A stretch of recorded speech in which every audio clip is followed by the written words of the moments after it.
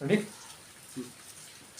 ಧಾರವಾಡ ಜಿಲ್ಲೆಯ ಹಳ್ಳಿಗೆರೆ ಗ್ರಾಮ ಪಂಚಾಯತ್ಗೆ ನೂತನವಾಗಿ ಉಪಾಧ್ಯಕ್ಷರಾಗಿ ಶ್ರೀಮತಿ ಮಾರುತಿ ಕಾಕೋಳು ಅವರು ಉಪಾಧ್ಯಕ್ಷರಾಗಿ ಆಯ್ಕೆಯಾಗಿದ್ದಾರೆ.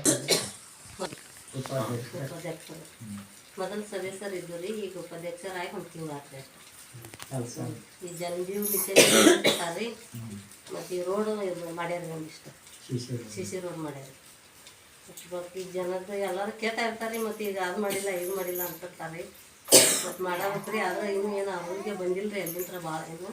ಆದ್ರೆ ಕರೆಂಟ್ ನೀರಂತೂ ಕೊಟ್ಟಾರಿ, ಜಲಜೀವ ಮಿಷನ್ ಆಗೈತೆ ರೀ. ಮತ್ತೇನು ದೊಡ್ಡ ಕಾರ್ಯಕ್ರಮಕ್ಕೆ ಏನು ಬಂದೇ ಇಲ್ಲ ರೀ. ರೋಡ್ ಅಂದ್ರೂ ಅಡ್ಡಾಡಕ್ಕೆ ಬರೋಂಗಿಲ್ಲ. ಈಗ ರೋಡ್ ನೋಡ್ಕೊಂತ ಹೋಗಿರ್ಬೇಕಾದ್ರೆ ನೀವು ಗೊತ್ತಾಗತ್ತೆ ನಿಮಗೆ. ರೋಡ್ ಈಗ ಮಗ್ಯಾದಾಗಂತೂ ಅಡ್ಡಾಡಕ್ಕಂತೂ ಇದನ್ನ ಇಲ್ರಿ ಒಟ್ಟ. ಆದ್ರೆ ನೀವು ಅಧ್ಯಕ್ಷರಾಗಿಂದ ಸುಧಾರಣೆ ಮಾಡ್ತೀರಿ? ಹ್ಞೂ ಮಾಡ್ಬೇಕ್ರಿ, ಮತ್ತು ಮಾಡ್ಬೇಕ್ರಿ, ಜನಸೇವೆ ಮಾಡ್ಬೇಕಲ್ರಿ. ಮಾಡ್ಯಾರಂದ್ರೆ ಅವ್ರು. ನಮಸ್ಕಾರ, ನನ್ನ ಹೆಸರು ಮಾರುತಿ ಕಾಕೋಳ ಅಂತೇಳಿ. ನಾವಿಲ್ಲಿ ಕುರುಬ ಸಮುದಾಯದವರು. ಆದರೆ ನಮ್ಮದು ಒಂದೇ ಮನೆ ಇಲ್ಲಿರೋದು. ಅದ್ರ ಜನ ನಮ್ಮನ್ನು ಬೆಂಬಲ ಮಾಡಿ ಆರಿಸಿ ತೊಗೊಂಬಂದಿದ್ದಾರೆ. ನಮ್ಮ ಮಿಸಸ್ಸರಿಗೆ ನಾವು ಕೂಡ ಸಪೋರ್ಟ್ ಕೊಟ್ಟಿದ್ದೀವಿ. ಊರಲ್ಲಿ ಅಭಿವೃದ್ಧಿ ಕಾಮಗಾರಿಗಳು ಮಾಡಬೇಕಂತ ನಮ್ಮ ಮನಸ್ಸಲ್ಲಿ ಭಾಳ ಆಸೆ ಇದೆ ರೀ. ಸಾಲ ಸುಧಾರಣೆ ಆಗಲಿ, ರೋಡ್ ಆಗಲಿ, ಕರೆಂಟಿಂದ ಆಗಲಿ, ಏನೋ ಒಂದು. ಈಗೇನಾಗಿದೆ ಸರ್, ಅನುದಾನ ಗೌರ್ಮೆಂಟಿಂದ ಜಾಸ್ತಿ ಬರ್ತಾ ಇಲ್ಲ. ಒಳ್ಳೆಯದು ಏನಾಗಿದೆ, ನಾವು ಸಿ ರೋಡ್ ಮಾಡಬೇಕಂದ್ರೆ MLA ಅವರಿಂದ ಯಾವುದೋ ಅನುದಾನ ಬಂದಿಲ್ಲ ರೀ. ನಿಂಬಣ್ಣವರು ಇದ್ದಾಗ ಒಂದಿಷ್ಟು ಹಾಕಿದ್ರು, ಅದಿಷ್ಟು ಮಾಡಿಸಿದ್ವಿ. ಮತ್ತು ಈಗ ಎಲೆಕ್ಷನ್ ಅದು ಸ್ಟಾರ್ಟ್ ಆಯಿತು, ಇನ್ನೂ ಯಾವುದೇ ರೀತಿ ಫಂಡ್ ಬಿಡುಗಡೆ ಮಾಡಿಲ್ಲ.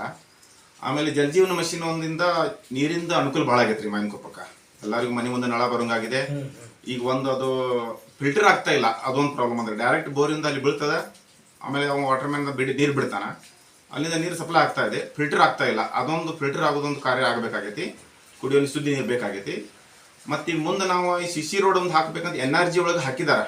ನಾವು ಆ್ಯಕ್ಚುಲಿ ನಮ್ಮ ಮಿಸಸ್ಸರು ನಾವು ಹೇಳಿದ್ವಿ, ಊರಿಂದ ಅಭಿವೃದ್ಧಿ ಆಗದೆ ಹೋದ್ರೆ ನೀನು ರಾಜೀನಾಮೆ ಕೊಟ್ಬಿಡ್ತೀವಿ ನಾವು ಅಂತೇಳಿ ಗಂಡ ಹೆಂಡತಿ ಇಬ್ಬರು ಪಂಚಾಯತಿ ತೋರಿಸಿದ್ದೀವಿ ನಾವು. ಯಾಕಂದ್ರೆ ಅಭಿವೃದ್ಧಿ ಕಾರ್ಯ ಆಗಬೇಕಲ್ಲ. ನಾವು ಆರಿಸಿ ಬಂದಿದ್ದ ಜನ ನಮ್ಮನ್ನು ಆರಿಸಿ ತಂದಿರ್ತಾರೆ, ಅವ್ರಿಗೆ ನಾವು ಏನಾದರೂ ಒಂದು ಮಾಡಿ ತೋರಿಸ್ಬೇಕನ್ನೋದು ನಮ್ಮ ಆಸೆ ಭಾಳ ಇದೆ ರೀ.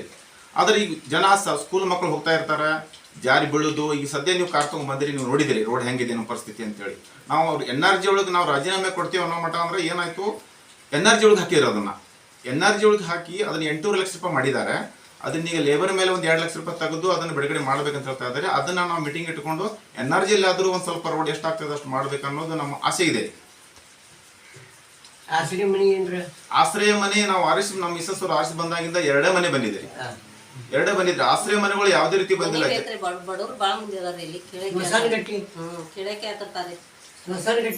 ಸ್ಮಶಾನ ಅಂತೂ ಇಲ್ಲ ಅಲ್ರಿ. ಫಾರೆಸ್ಟ್ ಡಿಪಾರ್ಟ್ಮೆಂಟ್ ಅಲ್ಲಿ ಹೆಣಗಳನ್ನು ಸುಡ್ತಾ ಇದ್ದಾರೆ.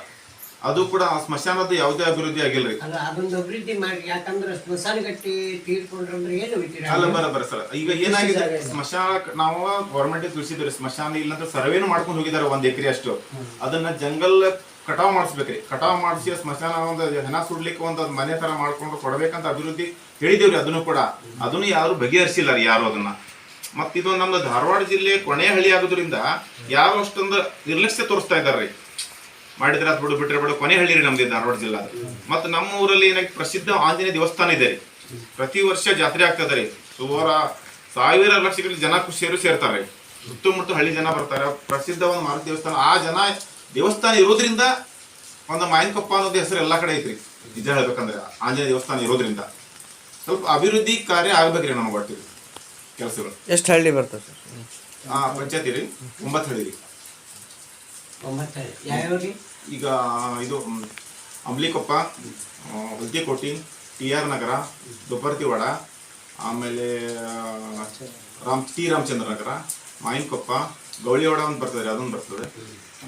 ಆಮೇಲೆ ಇದು ಹಳ್ಳಿಗಿರಿ ಕೂಡ ಅದಕ್ಕೆ ಸಂಬಂಧ ಬರ್ತದೆ.